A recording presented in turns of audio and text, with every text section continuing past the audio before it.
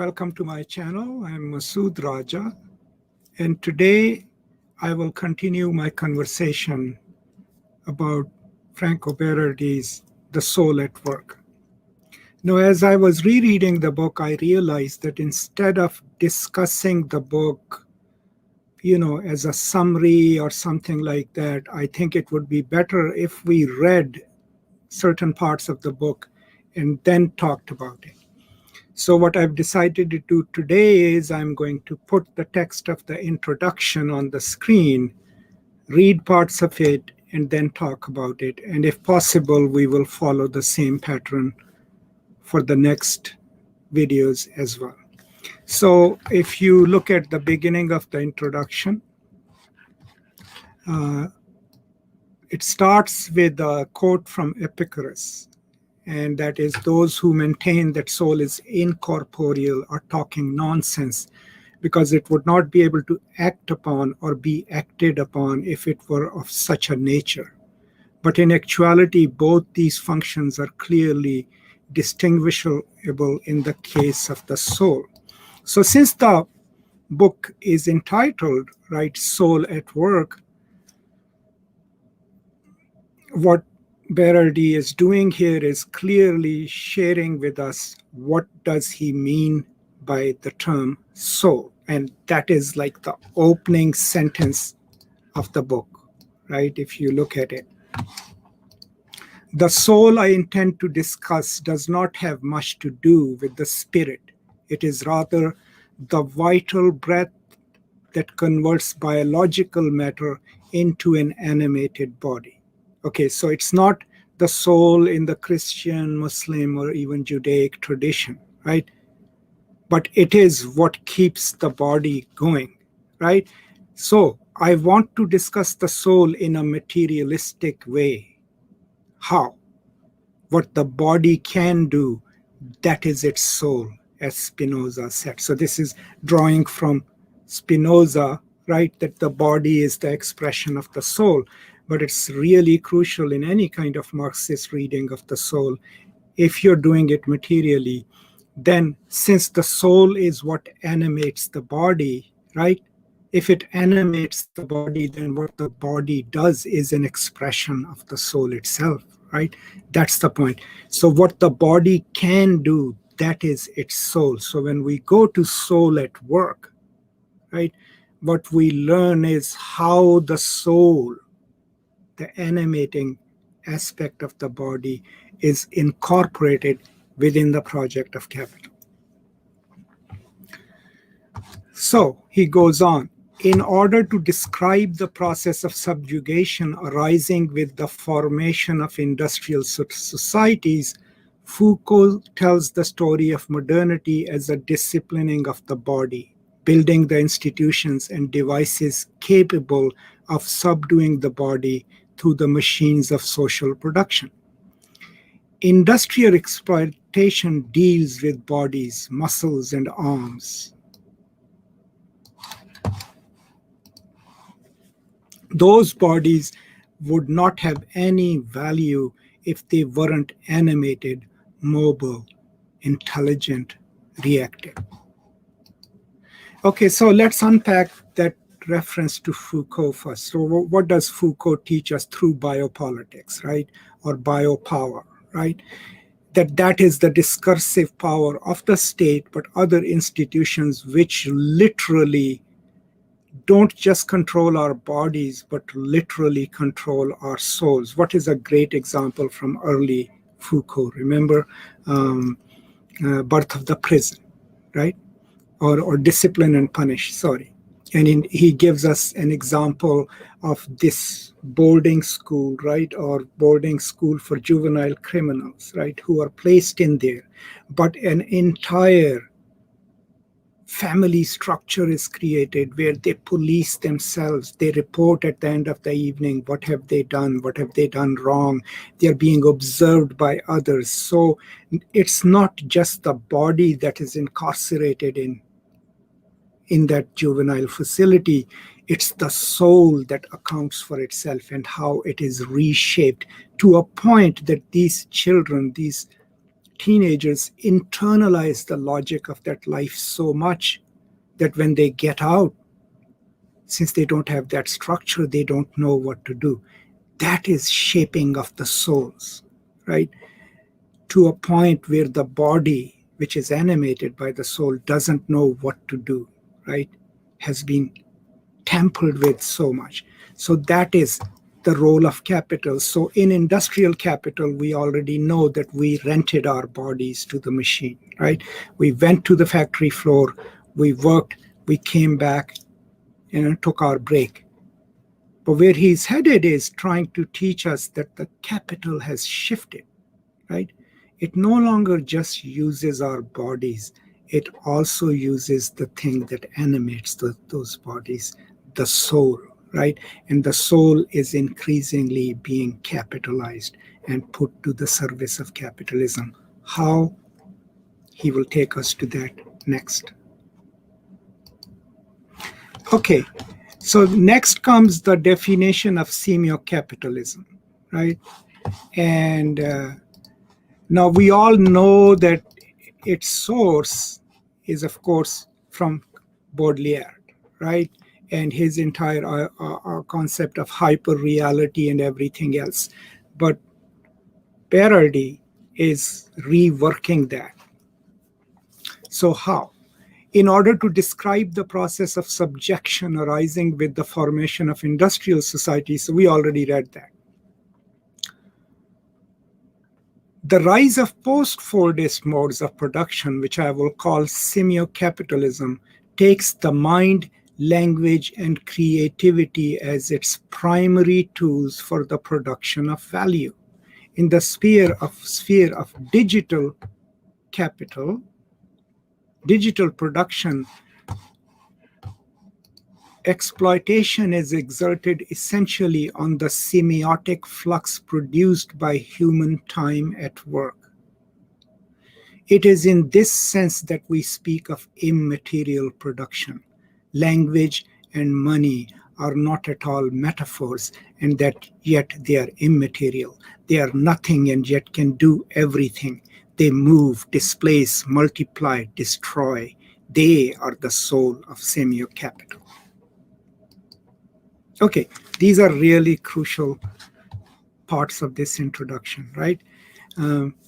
First of all, what is immaterial production? So if you look at the classic production of commodities, labor gets the raw materials, converts it into a commodity, and that's the material production. But capital, as he's saying, semiocapital is in which the desires, the mental capacities, and the intelligence of the worker is incorporated in the project of capital.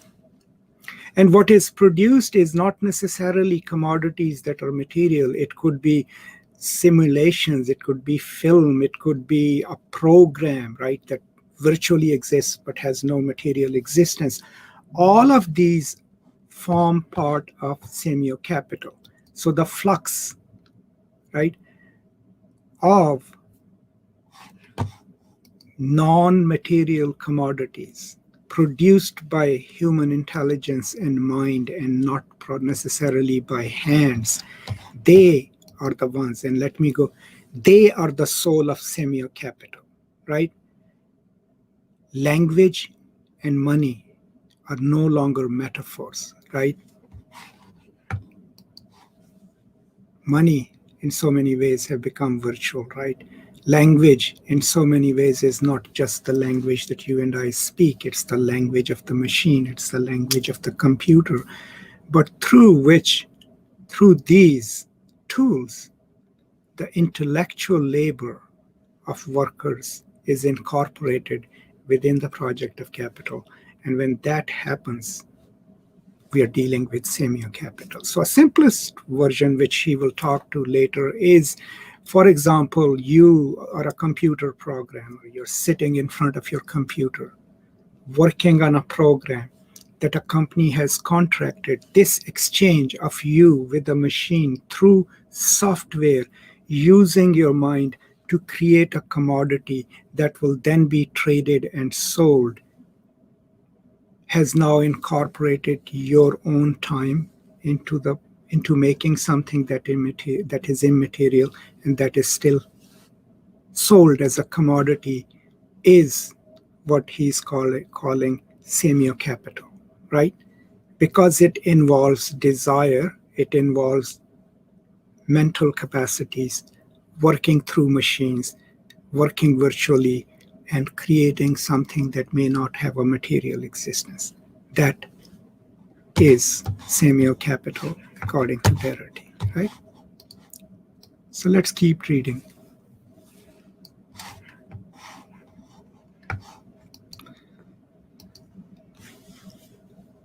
If today we want to continue the genealogical work of Michel Foucault, we have to shift the focus of theoretical attention towards the automatisms of mental reactivity, language, and imagination, and therefore towards the new forms of alienation and precariousness of the mental work occurring in the net.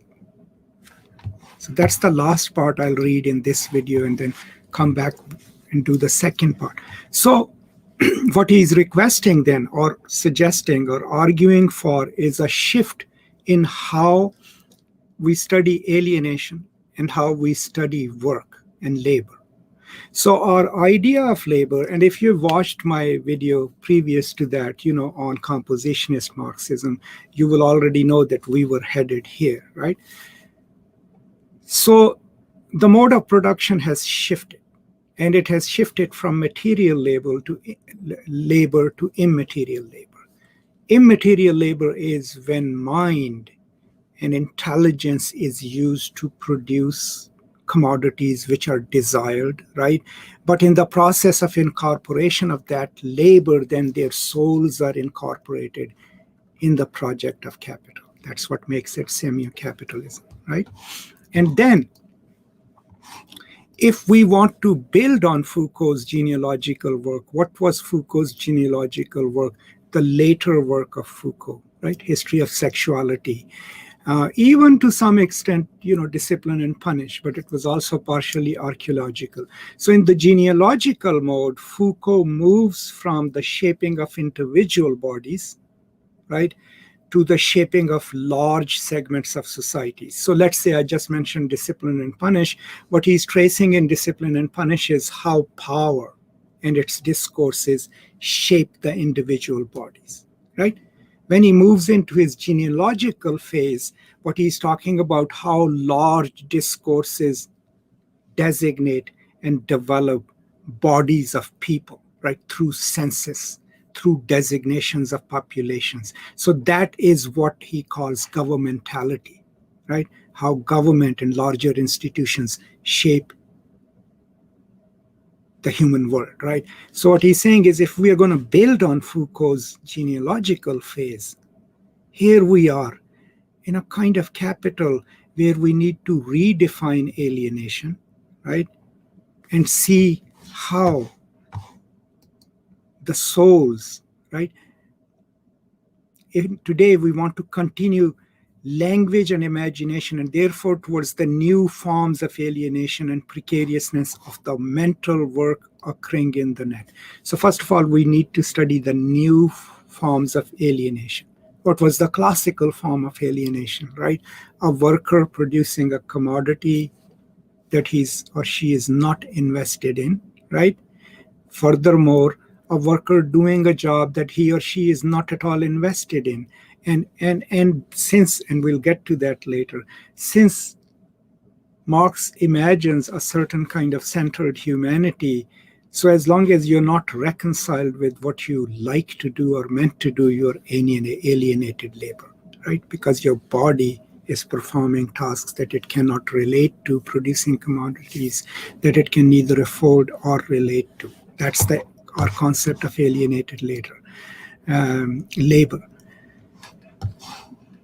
But if we are going to rework that with the Marxist assumptions and informed by Foucault, Baudrillard, and others, what we need to then figure out is what forms of new alienation is emerging in economies of language, semiotics, symbols, shapes, immaterial commodities, how are they impacting the soul?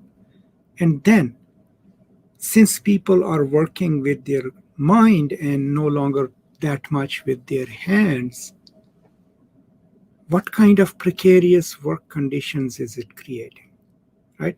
So this, the beginning of the book, introduction, in which he's defining the soul, which is what the body does, coming from Spinoza. He defines semiocapitalism as the kind of capitalism where the emphasis is more on mental activity, on signs and symbols, and creating commodities that are created through intellectual work that are mostly virtual, right? And that in this process, the very soul, and as we will go further, the desires of the workers are incorporated in the project of capital. Also, it creates new forms of power structures, new kind of alienation, and new kind of a precarious workforce. You can already see here in this introduction that a classical Marxist would have a problem with that. Most Marxists would never use Foucault in this way, nor would they use Baudrillard, right? But Berardi is doing that, right? That is why this work is different, because it's thinking Marxism, post-Foucault, post-Baudrillard, post-industrial capitalist, post-Fordist mode of production, but most importantly, this mode of production in which virtual economy is huge, role of desire is huge, and role of desire production is huge, and calls to work are no longer just to our bodies, but to our minds, hence also to our souls. So I'm going to stop here and then come back and talk about the rest of the introduction, and that would kind of set us up for reading the rest of the book. Thank you so much for joining me here, and as always, if you have any questions, please let me know and I'll be happy to answer them. If you have not subscribed to the channel, please do so now, and I will now see you next time. Until then, thank you so much, and as always, peace and love.